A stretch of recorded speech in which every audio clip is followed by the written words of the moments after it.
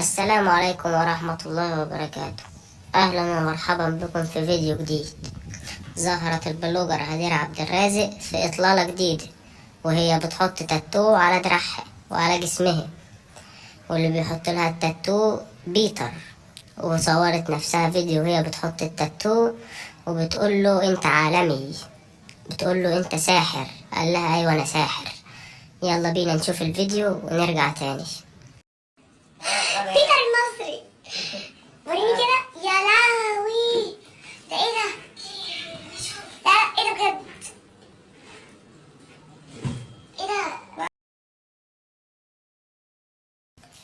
وزي ما انتم شايفين في الفيديو هي هنا اعجبت بالتاتو وبتسأل بيتر هو عمله ازاي، وهي دلوقتي بتصوره للناس وبتقول لبيتر هتبقى تجيله تاني عشان تعمل تاتو على دراعها التاني. وبكده يكون الفيديو بتاعنا انتهى.